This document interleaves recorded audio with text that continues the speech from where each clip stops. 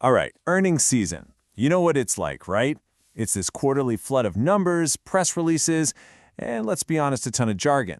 But if you look closely, underneath all that noise, there are these really powerful signals about where the economy is really headed. So today, that's what we're going to do. We're cutting through all the static to bring you the 5 biggest, most important trends that define the first quarter of 2025. So here's the game plan. We're going to kick things off with the incredible AI gold rush and see how it's bumping up against the new reality of global trade. Then, we'll dive into how those two massive forces are creating this split-screen economy for all of us, for consumers. From there, we'll zoom right into a high-stakes battle raging in healthcare, before wrapping up with the playbook corporations are using to, well, survive in this pretty complicated world. Okay, let's dive right in. Our first trend. It's less of a trend and more like a rocket launch. I'm talking about the race to build the actual, physical foundation of the AI revolution. And honestly, there's no better way to capture the sheer energy of this moment than this quote from NVIDIA CEO Jensen Huang. The demand for AI isn't just growing, it's accelerating. It's hitting a turbocharge. And that is forcing the biggest companies in the world to spend, and spend in a huge way. And when I say spend big, the scale is just staggering. Just look at this number. $75 billion. That is Google's planned capital expenditure for this year. For 1 year. It's a colossal all-in bet on servers and data centers, all to power their AI ambitions. Well, that kind of spending creates this massive ripple effect, right? When a giant like Google opens its wallet, a shockwave just blasts through the entire supply chain. And you can see it right here. Look at a company like Broadcom. Their revenue just surged 25% year over year. And it's pretty much all fueled by this insatiable demand for AI components. And this is not just an isolated thing. This is a coordinated, sector-wide arms race. You've got Oracle building these absolutely massive GPU clusters. You've got Cisco blowing past its AI order targets way ahead of schedule. Then there's TSMC cranking up chip production because demand is so strong. And Meta? They're already seeing their AI tools used by nearly 1 billion people. Everyone is building, buying, and deploying at a furious pace. But while the digital world of AI feels kind of boundless, the physical world is actually seeing new walls go up. And that brings us to our second big trend, this challenging new reality of global trade. This quote here from the CEO of medical device giant Abbott, it's just so telling. The entire mindset has shifted. Companies aren't looking at tariffs as some temporary political thing anymore. Nope. They see them as a permanent feature of the business landscape that they have to manage for the long haul. And this isn't just one industry's problem. This concern is absolutely everywhere. You can see it across all these different sectors. You've got JP Morgan noting its clients are shifting to a much shorter-term focus.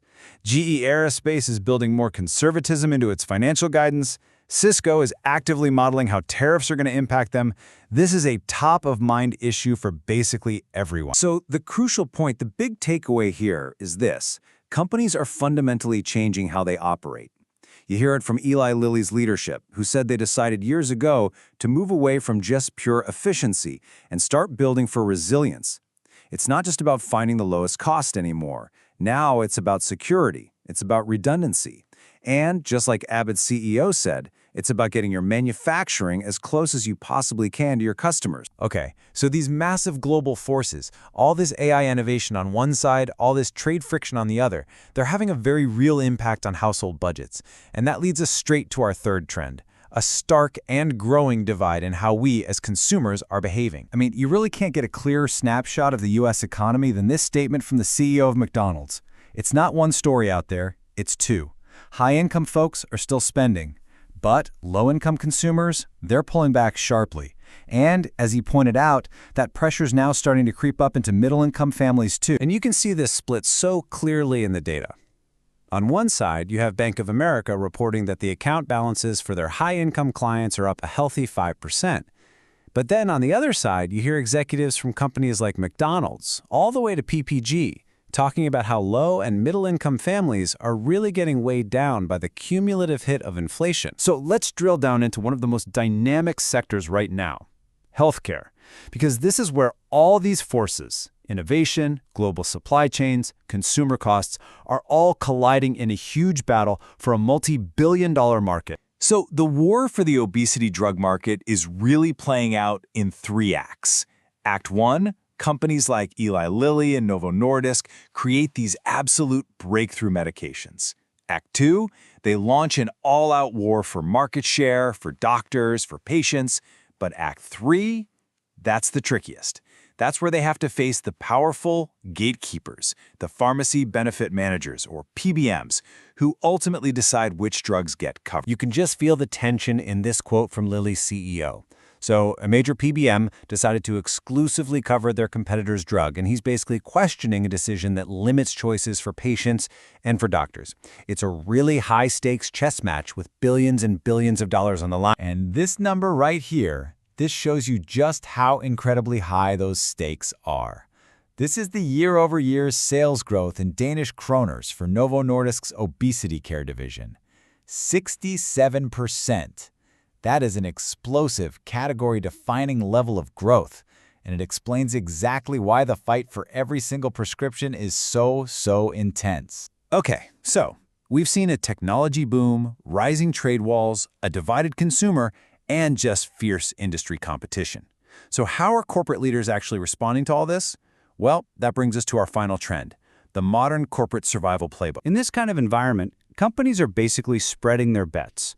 On one hand, you see massive share buybacks from names like Walmart and Exxon to get cash back to shareholders. You see dividend hikes from Oracle and Chevron.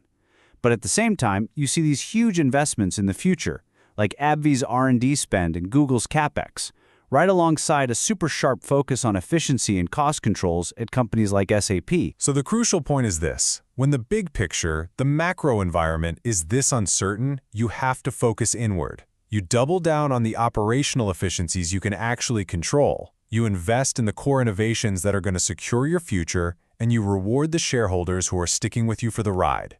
It's a really pragmatic, resilient strategy for some very turbulent times. And all of this leaves us with this final, really critical question.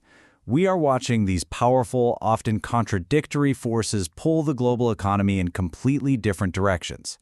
You've got the boundless, deflationary promise of AI on one side and the constrained, inflationary pressure of trade friction on the other. How these two forces balance out, how they resolve themselves,